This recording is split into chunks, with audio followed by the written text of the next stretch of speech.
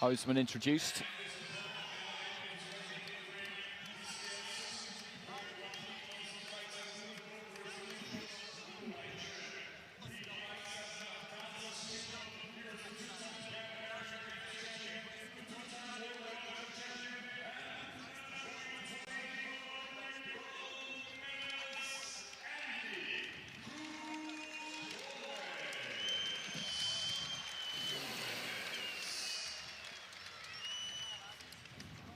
CruZ has been over in Ring B, wins against Jonathan Miniel. Nicolas de Jesus of Brazil, who boxed really well against him.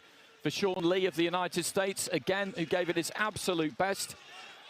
Mijabilo Tursunov of Uzbekistan, and then Hovhannes Bachkov of Armenia. Now, if anyone was going to be able to bring the kind of educated pressure to bear on CruZ that people seem to have decided is the way to beat him, it would be Bachkov.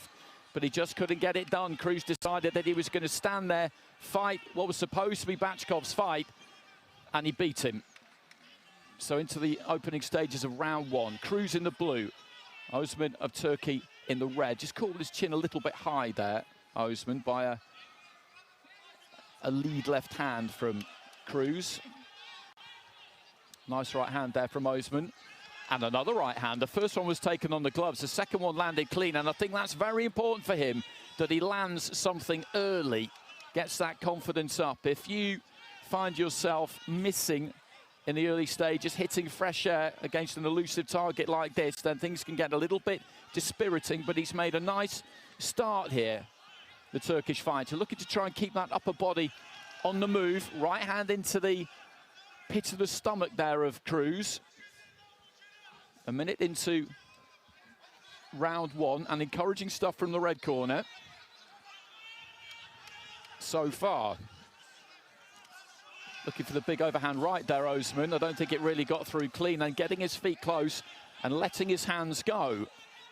Looking for the jab, flicking it up from the waist. CruZ with the layback, finds the right hand to the chest there of Oezman. Almost midway through this opening stanza. Jab from CruZ right to the body, turns southpaw very briefly. Looks for the jab upstairs. He's just beginning to get those hands working, CruZ. He can land a high number of scoring blows in a very short period of time. Once he begins to get that range locked on. Right hand there from Oezman, I don't think got through. A couple to the body from CruZ, I think did. Just catches Oezman backing up, then Oezman steps in with that right hand and he lands it again. Hands down there from CruZ. A minute to go. He's landing some good, sleek, clean shots here, Oezman. Nice stiff jab there from CruZ.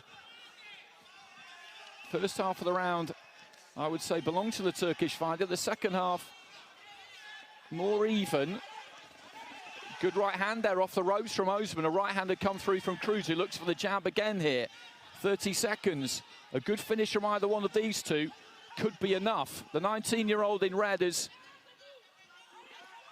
risen to the occasion here early on. A jab to the head, though, there just snaps his head back there, Oezman. Keeping that upper body moving always on the retreat there, Oezman. The left hand might just about have got there from CruZ. This has been an absolutely tremendous opening round. The work rate from both of them, the lateral movement, the reflexes. Top draw, great stuff. What an opening round, my goodness. Kerim Oezman showing no fear of the talent, reputation or accomplishments of the man in red. Excuse me, of the man in blue. Came out looking for that backhand right from the opening bell. CruZ having to make adjustments, but he did begin to find a range with his jab. He's taken it on all 5 scorecards. And again, his movement, just as he looked as though he began to time the attacks of Oezman, the deeper we got into the round, because the shots that were landing in the early part of the round for Oezman weren't landing towards the end. Just being made to miss. But he's certainly acquitted himself very well indeed. But now this is going to be a real test for Oezman, because CruZ is so experienced and at just 19 years of age. Remember, we were in Kielce in Poland where Oezman was competing earlier this year. This is probably going to be beyond what he's experienced before. How will he deal with the test that lies ahead? against the man from Cuba. So into the second round, CruZ quickly onto the jab, and he did lock on towards the end of that round in the second half and began to find that beat, that rhythm, hear that music in his ears. But I think he's a bit unlucky myself there, to be honest with you, the fighter from the red corner, to get nothing in that round. I thought he landed some good solid shots. Early stages of the second, Oezman, Turkey in the red, the all-conquering Andy CruZ of Cuba in the blue. And there's that right hand that landed a couple of times in the first round, didn't land on that occasion. CruZ with a pullback, right hand came back. Jab from CruZ. He's trying to keep that head on the move, Oezman. And he's well advised to do so. Fighting CruZ is one of the more difficult tasks that has presented itself to any Aiba boxer in recent years. Oezman looking for the right.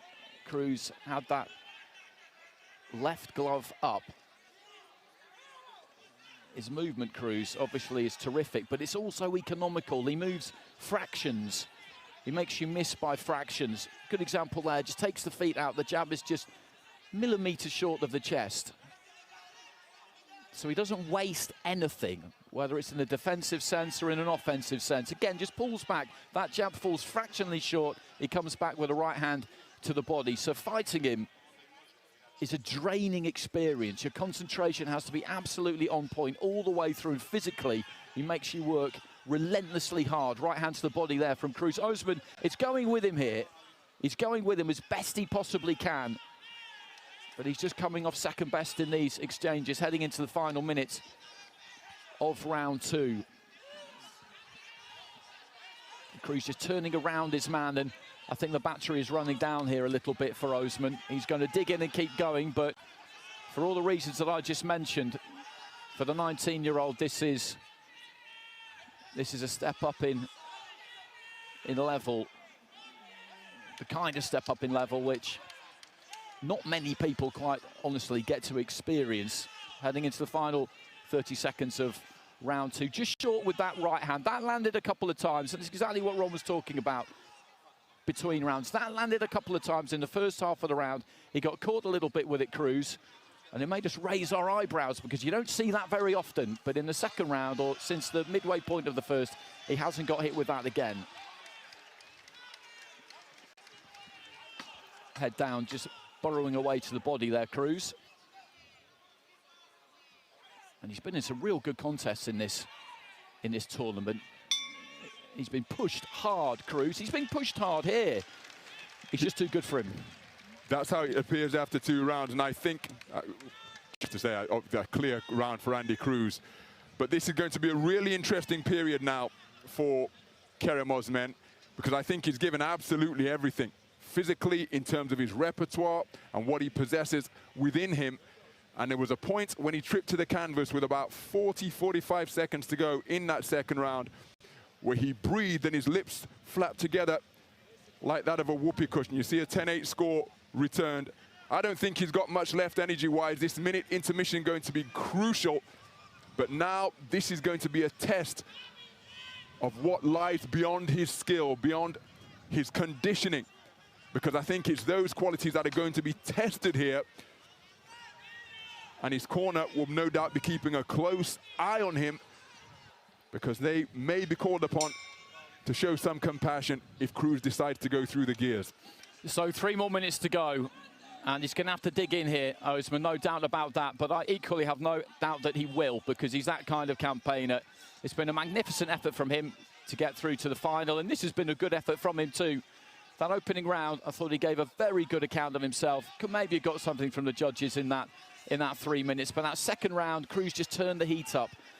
And this is what he does. He just raises the temperature bit by bit by bit. You'll be working harder at the end of the fight against him than you will at the start. It's, as I said, an utterly draining experience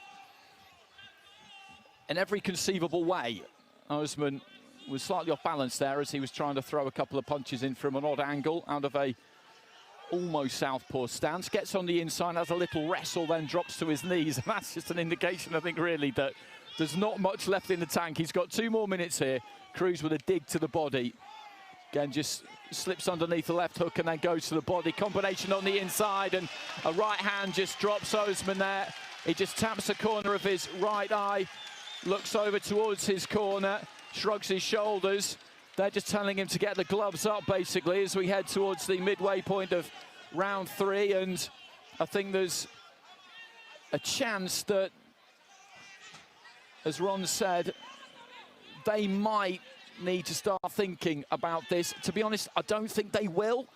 I think they'll leave their man in there until the end because I want him to see the final bell. But the tank has emptied quite quickly since about the midway point of round 2, and that's not a criticism, it's just an observation. CruZ here has got just over a minute as he comes forward. He's on the prowl again. Oezman gets right up tight and grabs hold, pins the arm of CruZ on the blind side of the referee. For a 19-year-old, that's a nice veteran's trick. Then looks for a big uppercut, walked him back towards the ropes. That killed the clock. That took out a few seconds, so he's got under a minute here. Oezman just backs up to the ropes, throws that right hand, looked to move onto the shoulder, couldn't quite do it because CruZ had got wise to what he was up to there. And now Oezman grabs hold again, ends up on the canvas, but again, this is just seeing the seconds tick by, and he's going to make it through to the end here, Oezman, I think. And I'm glad. I'm glad to see him do it, and see him do it without taking too much stick in this final round, because this will be an almighty learning curve for him. It's been a wonderful 2 weeks for him. And CruZ once again is going to reign supreme here and pick up his 3rd Aiba world title in a row. He's back at back at his preferred weight. And there goes the bell at the end of the 3 minutes of that final round. And halfway through it, I thought you might be right there. I thought the corner might have to have a little bit of a think about this, because when he dropped to his knees from that right hand, he looked absolutely done, didn't he? But I'm pleased to see him get through there, Oezman. Great couple of weeks for him, but this man, he's as near unbeatable as you can be at the moment, I think. In his peak, at his peak, physically, mentally, everything working for him, so confident, but that confidence comes from the hours spent drilling and drilling and drilling, practicing his skills. Once he steps into the squared circle, well, his movement, his confidence, his ring craft, all those things combine to make him near unbeatable. Always has an answer, whatever the man from the other corner brings. And Oezman being applauded by his corner team. More on that in a moment as we get the verdict.